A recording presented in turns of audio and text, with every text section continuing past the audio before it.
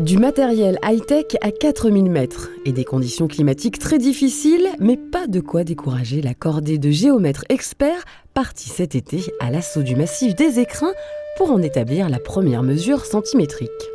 Ce jour-là, on mesurait pour la première fois au centimètre près le plus haut sommet de la région PACA d'une altitude supérieure à 4000 mètres, à savoir la barre des Écrins. Une expédition préliminaire avait placé quelques semaines plus tôt ce que l'on appelle des repères, c'est-à-dire des supports métalliques fixes sur lesquels on positionne des récepteurs GPS pour mesurer l'altitude. Et avec la neige tombée entre-temps, il n'est pas simple de les retrouver. En fait, en juin, ils ont percé la roche pour y mettre des repères, des boulons. Et donc là, on cherche le repère pour pouvoir y fixer le GPS pour mesurer l'altitude exacte de ce repère. Ça servira de référence pour les années à venir, pour voir si les écrins bougent. Ces repères vont aussi permettre aux scientifiques dans les années à venir de refaire des mesures afin de suivre ce que l'on appelle la surréaction, l'élévation du massif dans le temps.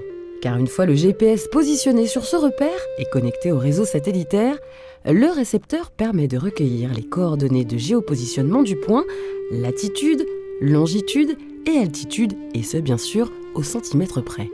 L'exploit est technique, résolument sportif et avant tout scientifique pour cette partie de la chaîne alpine dont chercheurs et géologues souhaitent étudier la surréaction.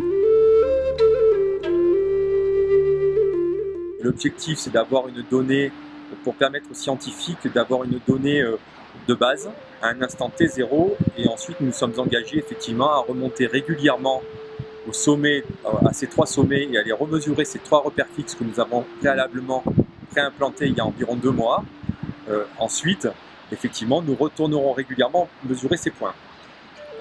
L'objectif, effectivement, c'est de positionner 3 récepteurs GPS qui vont mesurer pendant environ 1 heure, récolter des données pendant 1 heure, qui seront ensuite par la suite corrigées par l'IGN, et nous aurons une mesure centimétrique. De mémoire de guide, les conditions météo étaient très rigoureuses dans les Écrins cet été.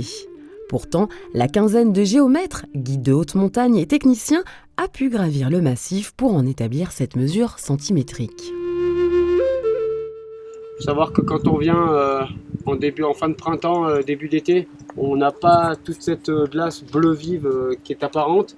On voit même pas les traces de crevasses qui se distinguent actuellement.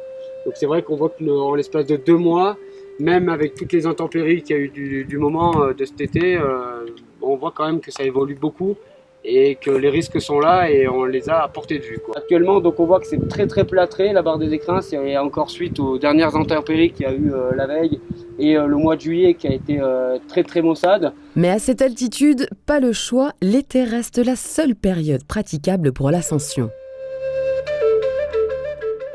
Les recherches scientifiques sur cette zone estiment qu'il y a un soulèvement du haut rebond isostatique, c'est-à-dire un soulèvement permis par la disparition de la calotte glaciaire. La part de la tectonique des plaques serait secondaire. Verdict, après avoir également mesuré par une méthode plus traditionnelle, in situ, dite de nivellement, la différence entre le repère placé très légèrement en dessous du sommet et le point le plus haut, l'altitude de la barre des Écrins, est établie précisément à 4102 mètres et 10 cm. 150 ans après la première ascension des Écrins, l'histoire scientifique du massif commence à peine à s'écrire.